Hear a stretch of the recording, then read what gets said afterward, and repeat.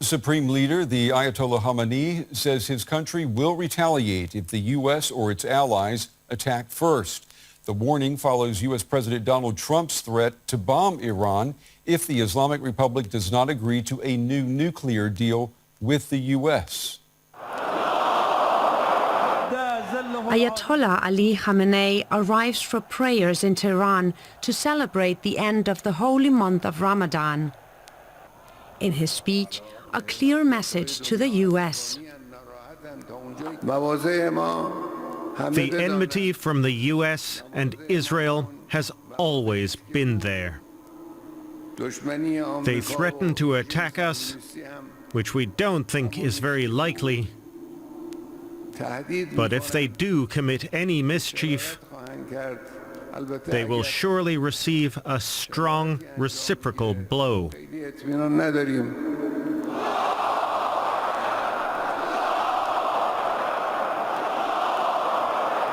It was Iran's supreme leader's response to U.S. President Donald Trump's demands for a new nuclear deal between the two countries.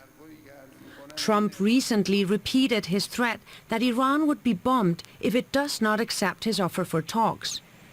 He has also threatened to impose new economic penalties on the country.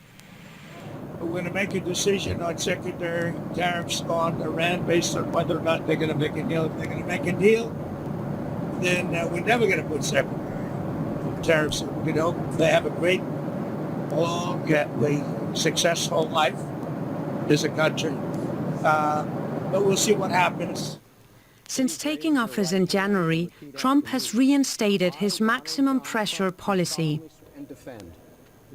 In his first term, the U.S. withdrew from a landmark agreement on Iran's nuclear program and reimposed sanctions on Tehran. Western countries have long accused Iran of pursuing a nuclear weapon and using proxy forces to expand its influence in the region, charges Tehran rejects. Iran has said it will not engage in direct talks under the threat of military action, but it has left a door open for talks through intermediaries. Well, joining me now is Alex Vatanka, a Middle East analyst and founding director of the Iran program at the Middle East Institute in Washington, D.C. It's good to see you again. You know, it was U.S. President Trump who took the U.S. out of the original nuclear deal with Iran. What would this new nuclear deal, what would it look like?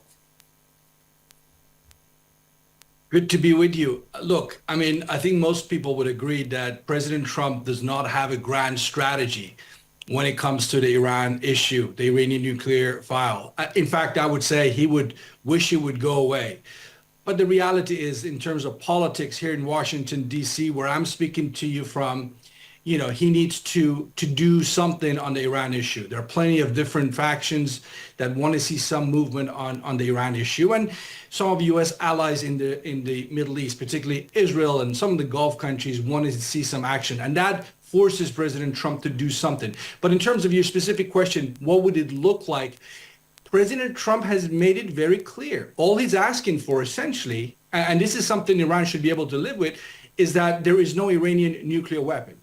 President Trump has said that is his red line. So Iran can have a civilian nuclear program, but just no weapon, which essentially means we go back to 2015. That was the Iranian nuclear deal signed with the Obama administration. Right. But if Iran is smart, they have to make some adjustments to make President Trump feel like a winner here.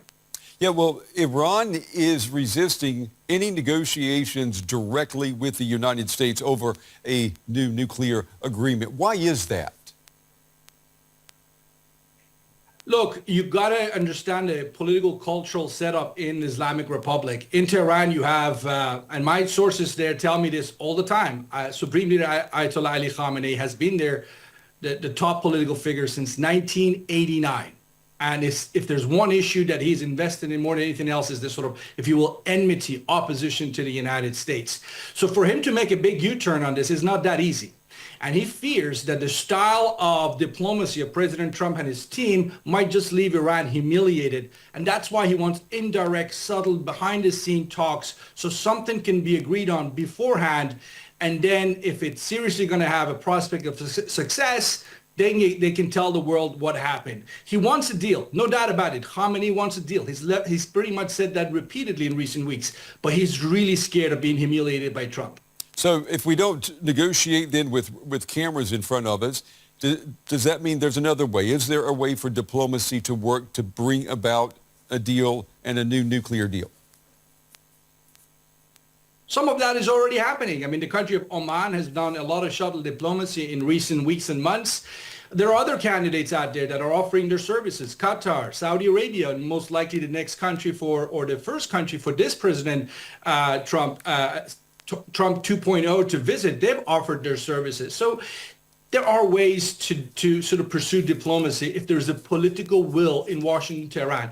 I think there is a political will in Washington, Tehran. Both sides want to look like they're going in as essentially the ones who are demanding the other side to succumb, and that's the wrong way about it. So, calming the rhetorical side of things would really help the diplomatic track at this moment. Alex Vitanka, as always, we appreciate your time and your insights tonight.